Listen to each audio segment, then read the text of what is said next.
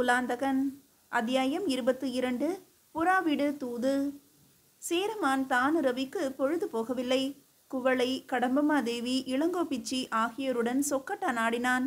ஒரு நாள் சென்றது, அடுத்த நாள் அலுத்தது. தினந்தோறும் முக்கியமான முடிவுகள் எடுக்கப்பட வேண்டிய அம்சங்களில் இளங்கோபிச்சியும் குவளையும் சேரமானை கலந்து ஆலோசிக்க தவறவில்லை. அதுவும் அரை நாழிகை அல்லது ஒரு நாழிகைக்கு மேல் நீடிக்கவில்லை. உண்ண, உறங்க, உடற்பயிற்சி செய்ய என்று நேரம் ஒதுக்கினான். பலனில்லை. காலம் அவன் முன்பு நீண்டு கிடந்தது. ஆதித்தன் படைகளுடன் சென்ற பிறகு அரண்மனை என்ன, தலைநகரமே வெறிச்சோடி கிடந்தது போல இருந்தது. என்ன செய்வது என்று புரியாமல் வாழாவிருந்த போதெல்லாம் அவன் மனக்கண் முன் அபிமானவல்லி தோன்றினாள். தஞ்சையில் வரவேற்பு தரப்பட்ட அன்று அவள் அரசவையில் நடனமாடி தன்னை மகிழ்வித்ததை எண்ணி பார்த்தான் தானுரவி. அவள் நிருத்தியத்தில் தன் மனமும் சதிராட மறுதோன்றியிட்டு அலங்கரிக்கப்பட்டிருந்த அவள் கரங்களில் தான் முத்தாரங்களை வழிய விட்டதை நினைவு கூர்ந்தான். அப்போது அவள் எழில்களை தான் எடை போட்டதையும் அதை உணர்ந்து அவள் புருவங்களை உயர்த்தி புன்னகையை அதரங்களில் நெளிய விட்டதையும் மீண்டும் ஒரு முறை மன அரங்கில் கண்டான். மன்மதனின் வில்லாக புருவம் வளைய கண்மலர் அம்புகளை அவள் என் மீது செலுத்தியது எதற்காக? என்னிடம் ஏதேனும் கவர்ச்சியை அவள் கண்டாளா? அல்லது என்னை ஈர்ப்பது ஒன்றே அவள் நோக்கமா? தன் எழிலுக்கு சோழன் மட்டும் அல்ல, மூவேந்தருமே அடிமைகள் என்று தனக்குத்தானே நிரூபித்து கொள்ள விரும்பினாளா? ஒருவேளை அவளுடைய ஏளன புன்னகையைத்தான் நான் இசைவு புன்னகையாக தப்பர்த்தம் செய்து கொண்டேனா? அவள் ராஜ நர்த்தகி மட்டுமல்ல, ஆதித்தனின் ஆசை நாயகியும் கூட என்று ஊகிக்க இடம் இருக்கிறது. என் மனம் இப்படி அலைபாய்வதை உணர்ந்தால் ஆதித்தன் என்ன நினைப்பான்? எப்படி நடந்து கொள்வான்? பட்டுப்பூச்சி வண்ண சிறகடித்து பறப்பது போல படபடத்த இமைகள், புன்னகையில் இன்ப மேடுகளாய் குவிந்த கன்னங்கள், நீர் அருந்தினாலும் இறங்குவதை காணக்கூடுமோ என்று சந்தேகிக்க வைத்த நீண்ட பளிங்கு கழுத்து, முந்தானை நில்லாமல் சரிய செய்த வழுவழுப்பான தோள்கள், அவற்றை வருத்திய பாரமான நெஞ்சகங்கள், மதர்த்த நிலையிலும் தளர்வறியா கலசங்கள், மல்லி மலர்வது போன்ற நாபி சுழி, நீண்டும் நிறைந்தும் நடன உடையில் தன் லாவண்யத்தை வெளிக்கோடிட்டு காட்டிய கால்கள், அசைவிலும் அசைவற்ற நிலையிலும் நினைவழித்த பின் அழகுகள் எல்லாம் தனித்தனியாகவும் ஒட்டுமொத்தமாகவும் அவனது மனக்கண் முன் தோன்றி அலைக்கழித்தன.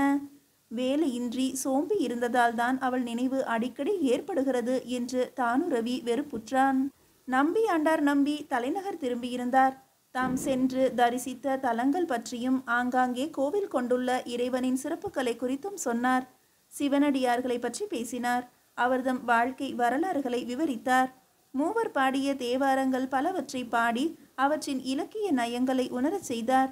கன்னரத்தேவன் அவர் கூறியவனவற்றை தானுரவியை விடவும் அதிகமாக ரசித்து கேட்டான். சேரமானுக்கு 2 தினங்களுக்கு மேல் கேட்டுக்கொண்டிருக்க முடியவில்லை.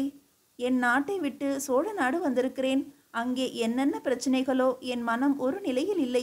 மகாராணி அனுமதி தந்தால் நான் கிளம்பலாம் என்றான்.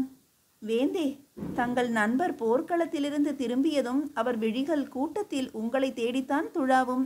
அவரை சந்திக்காமல் திரும்புவது பற்றி நீங்கள் சிந்திக்கவும் கூடுமோ என்றாள் இளங்கோபிச்சி. மன்னவா, நீங்கள் நம்பகமான திறமை மிக்க அமாத்தியாயரிடம்தானே பொறுப்புகளை ஒப்படைத்து வந்துள்ளீர்கள். பிறகு ஏன் கவலை என்றாள் குவளை. இது கவலை அல்ல, சலிப்பு தான் என்றாள் கடம்பமாதேவி. புரிந்து கொண்டவளாக இளங்கோபிச்சி, வேட்டைக்கு போகலாமே என்று யோசனை கூறினாள். சேரமான் கண்கள் ஒளி பெற்றன. ஒரு பகல் ஓய்வின்றி வேகமாய் ஓடும், ஒரு இரவு களைப்பினால் ஆழ்ந்த உறக்கம் ஆட்கொள்ளும் என்று கணக்கு போட்டான். மறுநாளே வேட்டைக்கு புறப்பட்டான். கன்னரத்தேவனை உடன் அனுப்பினாள் பிச்சி. இளவல் அதை விரும்பவில்லைதான். எனினும் போகாதிருப்பது பண்பல்ல என்று அறிவுறுத்தினாள் குவளை. பேச்சு துணைக்காகவாவது உடன் செல்ல வேண்டும் என்று இருவரும் அவனை வற்புறுத்த வேண்டா வெறுப்பாக சென்றான் கன்னரத்தேவன். ஆதித்தனிடம் அளவாக உண்டு நன்றாக வளர்ந்து முறையாக பயின்ற வேட்டை நாய்களும் ராஜாளிகளும் இருந்தன. நாய்கள் முன்னே மோப்பம் பிடித்து பாய்ந்தோட, புரவி விட்டு இறங்கி கானகத்தின் தாழ்ந்த கிளைகளின் மீது பட்டுக்கொள்ளாமல் லாவகமாக உடலை வளைத்தும் குனிந்தும் அவற்றை விரைவாக பின்பற்றினான் தானுரவி. அவனுடைய கவசம் அணிந்த இடது கரத்தில் ராஜாளி ஒன்று முகமூடி அணிந்த நிலையில் சடசடத்தாலும் பறக்க முடியாததால் கால்களால் கெட்டியாக பற்றியபடி அமர்ந்து அவன் வேகத்துக்கும் நெளிவு சுழிவுகளுக்கும் ஈடு கொடுத்து கொண்டிருந்தது. இளங்குமரன் கன்னரத்தேவனால் தானுரவியின் வேகத்தையும் சமாளிக்க முடியவில்லை. அவனது கொடூரத்தையும் தாங்கிக் கொள்ள முடியவில்லை. காட்டு பன்றி ஒன்றை பின்துரத்தி போய் வேலெறிந்து கொன்றதையே காண சகியாமல் கண்களை மூடிக்கொண்ட அவன் அடுத்து மான் ஒன்று தானுரவியின் அம்புப்பட்டு விழுந்து துடித்ததை பார்க்க பொலபுலவென்று பெருகிய கண்ணீரை சேரமான் கவனித்து விடாதவாறு சிரமப்பட்டு மறைத்தான். வேட்டை நாய் ஒன்றனிடம் காட்டுக்கோழி சிக்க அதை பெருமிதத்துடன் கவ்வி வந்து சேரமான் காலடியில் வைத்தது. ராஜாளியின் முகமூடியை கழற்றி ஏவ அது ஒரு முயலை பொந்துக்குள் புக விடாமல் தடுத்து அடித்து கொத்தி கொண்டு பறந்து வந்து தானுரவியிடம் சமர்ப்பித்தது. பன்றி, மான், முயல், கோழி எல்லாமே பகல் உணவுக்கு தீயில் பொசுக்கப்பட்டன. நின வாடையையும் வேட்டையின் கொடுமையையும் தாங்க முடியாத கன்னரத்தேவன், மன்னவா, என்னை மன்னியுங்கள், உடல் நலம் சரியில்லை, நான் திரும்புகிறேன், தாங்கள் பிறகு சாவகாசமாக வரலாம் என்று கூறி வணங்கி நிமிர்ந்த வேகத்திலேயே சேரமானின் பதிலுக்கு கூட காத்திராமல் திரும்பி நடந்தான். குதிரை மீது பாய்ந்தேறி அதனை தட்டிவிட்டான். தானுரவி அவனை தடுக்கவோ அழைக்கவோ முற்படவில்லை. அவனுக்கு புரிந்து போயிற்று. கூடவே வேட்டையில் நாட்டமும் குறைந்துவிட்டது. தான் சோழனின் அதிதி என்பதையும் ஆதித்தன் இல்லாத இந்நேரத்தில் இங்கு கன்னரத்தேவனே நாடாளும் அருகதை உள்ளவன் என்பதையும் உணர்ந்திருந்த அவனுக்கு விருந்தோம்பியவனின் மனம் வருந்த நடந்து கொள்ள பிடிக்கவில்லை. உடலை விட உள்ளமே அதிகம் சோர்ந்து போக சீக்கிரமே அரண்மனைக்கு திரும்பிவிட்டான். அன்று இரவு அபிமானவல்லி அவன் கனவில் தோன்றினாள். என்ன, என்னை காண வர பயமா என்று கேட்டாள். என்னை நெருங்கினாலே நிதானம் தவறிவிடும் என்ற அச்சமா? அப்புறம் ஆதித்தனுக்கு என்ன பதில் கூறுவது என்ற தயக்கமா? கேலியாக சிரித்தாள் அபிமானவல்லி. அவன் ஆண்மைக்கு ஒரு அரைக்குவலாக இருந்தது அந்த நகையொலி. திடுக்கிட்டு கண் விழித்தவன்தான் இரவெல்லாம் தூக்கமின்றி கழித்தான். மறுநாள் அவளை கண்டிப்பாக போய் பார்த்து விடுவது என்று தீர்மானித்து கொண்டவனாக மேற்கு வானம் சிவந்து ஒளிர காத்திருந்தான். தனியே செல்ல மெய்யாலுமே அவனுக்கு யோசனையாக இருந்தது. தான் ஒருவேளை நிலை தடுமாறி நடந்து கொண்டால் அதை அவள் எப்படி ஏற்பாள்? பெருமைப்படுவாளா? அலட்சியப்படுத்துவாளா? ஒருவேளை ஏசி அனுப்பிவிட்டால் தன் கௌரவம் என்னாவது? ஆதித்தனிடம் அவளுக்கு எந்த அளவுக்கு ஈடுபாடு? அது கிடக்கட்டும், ஆதித்தனுக்கு அவளிடம் உள்ள பிரேமை எத்தகையது? ஆழ்ந்த காதலா? மேலோட்டமான காமமா? அபிமானி வள்ளியை முன்னிட்டு தனக்கும் ஆதித்தனுக்கும் இடையேயான நட்பு முறிவதை அவன் விரும்பவில்லை. எனவே கடம்பமாதேவியை தன்னுடன் வருமாறு அழைத்தான். அனாவசிய வம்பு பேச்சுக்கு இடம் தராத போதே ராஜ நர்த்தகியின் மனதையும் பழித்து விடலாம் என்பது அவன் திட்டம். நானே போக வேண்டும் என்றுதான் நினைத்தேன்.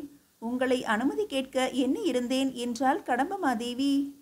எதற்கு அவளை போய் பார்க்க கருதினாய் நீ? ஒரு காரணமும் இல்லை. அவளை நாம் ஒதுக்கியது போல அல்லது அலட்சியப்படுத்தியது போல அவளுக்கு தோன்ற வேண்டாமே என்றுதான். மகாராணி ஒருபுறம் இருந்தாலும் ஆதித்தனின் இதயராணி அவள் என்று என்ன இடம் இருக்கிறதே? தன் மாளிகையை நாடி வந்த இவர்களை அபிமானவல்லி மேன்மாட நிலா முற்றத்தில் காற்றாட வரவேற்றாள்.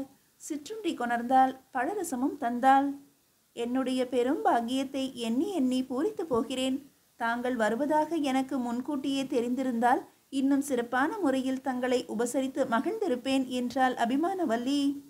இதுவே போதும் என்றான் தானுரவி. உன் நடனக்கலை தேர்ச்சிக்கு இணையாக உபச்சார கலை பயின்றிருக்கிறாய் என்றாலும் அதை முழுமையாக என் மீது பிரயோகித்தால் நான் திக்குமுக்காடித்தான் போவேன் என்றான். அன்றும் அப்படித்தான். ஆடியது போதும், இதற்கு மேல் உலகம் தாங்காது, நானும் தாங்க மாட்டேன் என்றீர்கள் என்று கூறிவிட்டு கலீர் என்று சிரித்தாள் அபிமானவல்லி. ஏளனமான அந்த ஒலி சிதறலுக்கு முற்றுப்புள்ளி வைக்கும் ஆவேசம் கிளர்ந்து எழ அதை அடக்கி கொண்டு பேசினான் தானுரவி. அன்று நீ ஆடிய போது என் இதயமும் சேர்ந்து நடனமாடியது. உன் கலைத்திறனை பாராட்டி சில வார்த்தைகள் கூறவும் நான் சக்தியற்று போனேன் என்றான். அதுவும் ஒரு வகையில் நல்லதாயிற்று. அந்த குறையை இட்டு நிரப்பத்தானே இப்போது வந்திருக்கிறீர்கள். இல்லாது போனால் உங்களை வரவேற்கும் பாக்கியம் கிட்டியிராதே இந்த மாளிகைக்கு என்றாள் அவள். ஒரு புறா வந்து தோளில் அமரவும் அதை லாவகமாக பற்றி அவனை பார்த்தவாறே அதனை முத்தமிட்டாள். பிறகு அழகு நடை நடந்து நிலா முற்றத்தின் ஒரு பக்கலில் இருந்த கூண்டுக்குள் வைத்து வலைக்கதவை மூடினாள். நீங்கள் கொங்கு நாட்டிலிருந்து வந்ததாக கேள்விப்பட்டேன். நடனக்கலையை எங்கு பயின்றீர்கள் என்று வினவினாள் கடம்பமாதேவி. ஏன், அங்கேயே தான் என்றாள் அபிமானவல்லி. அப்படியா? காஞ்சியும் தஞ்சையும் தானே பரதக்கலையின் வளர்ச்சிக்கு பேர் பெற்ற நகரங்கள் என்று கேள்வி. அவளை சுட்டெரிப்பது போல பார்த்தாள் அபிமானவல்லி. பிறகு, ஏதேது, நீங்கள் கங்க நாட்டிலிருந்து ஆதியில் வந்தவர் என்பதால் வேறு தேசங்களில் ராஜதந்திரம் என்பதே கிடையாது என்பீர்கள் போலிருக்கிறதே என்றாள். சிரித்தான் தானுரவி. உண்டு என்பதற்கு நீயே சாட்சி அபிமானவல்லி. கடம்பமாதேவியை மடக்கிவிட்டாயே, வாதத்தில் வென்றுவிட்டாயே என்றான். பிரபு, தங்களால் இந்த அளவுக்கு புகழப்பட அருகதையற்றவள் நான். அடியாளுக்கு ஆடவும் பாடவும் ஆண்டைக்கு அடிமை செய்து மகிழ்விக்கவும் மட்டுமே தெரியும் என்றாள். அந்த கலையை ஆதித்தன் தான் மட்டுமே பேராசையுடன் அனுபவித்துக் கொண்டிருந்தால் எப்படி? திரும்பி வரட்டும் அவன். அவனுக்கு நான் உதவி புரிந்ததற்கு பிரதியாக ஒரு பரிசு வேண்ட போகிறேன். மன்னவா? ஆம், உன்னை என்னுடன் அனுப்பிவிடும்படி கேட்கப் போகிறேன். எப்படியும் குலாந்தகனுடன் கடம்பமாதேவி இங்கு தங்கத்தான் போகிறாள். பதிலுக்கு நான் உன்னை அபகரித்து கொண்டு போகப் போகிறேன். பிரபு, கேளுங்கள், தாராளமாக கேளுங்கள். சோழ சக்கரவர்த்தியின் ஆங்கி அதுவானால் மறுத்து சொல்ல நான் யார் என்றாள் அபிமானவல்லி.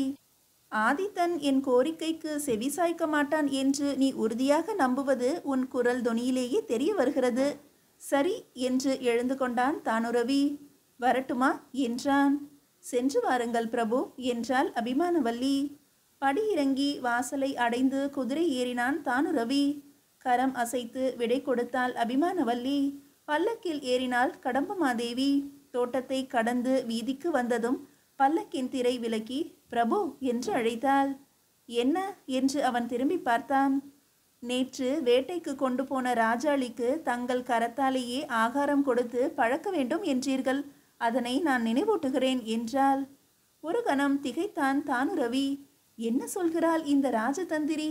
உடன் வந்த காவலர்களுக்கு புரியாதவாறு எதையோ உணர்த்த எண்ணுகிறாள். பளீர் என்று மின்னல் வேகத்தில் ஒரு கருத்து உதயமாயிற்று. ஆமாம், நான் முன்னதாக போய் அதை கவனிக்கவா? மாலை மயங்கும் நேரமாகிறதே என்று கேட்டான் அவன். என்னை பத்திரமாக அரண்மனைக்கு கொண்டு சேர்க்கத்தான் காவலர்கள் இருக்கிறார்களே, நீங்கள் கவலைப்படாமல் போகலாம் என்றாள் கடம்பமாதேவி. குதிரையை தட்டிவிட்டான் தானுரவி. இத்தனை நாட்களாக அலுப்பும் சலிப்புமாய் காலத்தை ஓட்டியவன் புதியதொரு சுவை உணர்ந்தவனாக விரைந்தான். துரிதமாக அரண்மனை வேட்டை மண்டபத்தை அடைந்து கரத்துக்கு கவசம் அணிந்து அதில் ராஜாளியை தாங்கி மேன்மாட உப்பரிகைக்கு போனான். ராஜ நர்த்தகியின் மாளிகை இருந்த கிழக்கு திக்கில் வானை கூர்ந்து ஆராய்ந்தான். அவன் எதிர்பார்த்தது நடந்தது. சற்று நேரத்தில் புறா ஒன்று சடசடவென்று சிறகடித்து கொண்டு அத்திசையிலிருந்து பறந்து வந்தது. அரண்மனை வளாகத்தை கடந்து தொடர்ந்து மேற்கு முகமாக பயணப்பட்டது. ராஜாளியின் முகமுடியை கழற்றினான் தானுரவி. அது அவன் கரத்தில் அமர்ந்தபடியே இப்படியும் அப்படியுமாய் ஒரு முறை தலை சாய்த்து நோக்கியது. அதை ஏவி விட்டான் சேரன். ஜிவ்வென்று கம்பீரமாக சிறகடித்து பறந்தது ராஜாளி. தானுரவி பார்த்து கொண்டே இருக்க வெகு சீக்கிரமே புறாவை நெருங்கியது. புறா பரபரப்படைந்து வேகத்தை அதிகரிக்க முயன்றது. ஆனால் பயன் என்ன? ராஜாளி அதன் மீது குடை விரித்தாற் போல படர்ந்து அலகால் ஒரு குத்து கொத்தியது. புறா அடிபட்டு விழத் தொடங்கியது. செங்குத்தாக கீழ் நோக்கி பாய்ந்த ராஜாளி புறாவின் உடல் நிலத்தை தாக்கும் முன்னரே அதனை தனது அலகில் கொத்தி கொண்டது. மறுபடியும் மேல் எழும்பி ராஜ கம்பீரத்துடன் சிறகினை சில முறை அசைத்து பிறகு வட்டமடித்து திசை திரும்பி தவழ்ந்து காற்றில் மிதந்து முன்னேறி அரண்மனை வளாகத்தை அடைந்து உப்பரிகையில் தானுரவியின் நீண்டிருந்த கவசமணிந்த கரத்தில் வந்து அமர்ந்தது. அதன் மீது முகமூடியை பொருத்திவிட்டு புறாவை பெற்றுக்கொண்ட தானுரவி ராஜாளிக்கு சிறியதொரு இறைச்சி துண்டை பரிசாக தந்தான். உயிர் விட்டிருந்த புறா தன் காலில் கட்டப்பட்டிருந்த சிறு மூங்கில் குழலை துறக்க முடியாமல் இன்னும் சுமந்து கொண்டிருந்தது. குழலின் ஒரு புற மூடியை திறந்து உள்ளிருந்த சின்னஞ்சிறிய நறுக்கோலையை எடுத்து மங்கி வரும் மாலை ஒளியில் நுணுகி வரையப்பட்ட முத்து முத்தான எழுத்துக்களை படித்தான் தானுரவி. அவனது உடல் பதறியது. கோபத்தில் கண்கள் சிவந்து செந்நிறத்தில் வெண்புறாவின் உடலிலிருந்து சிந்திய இரத்த துளிகளுடன் போட்டியிட்டன. மீதியை அடுத்த அத்தியாயத்தில் காணலாம்.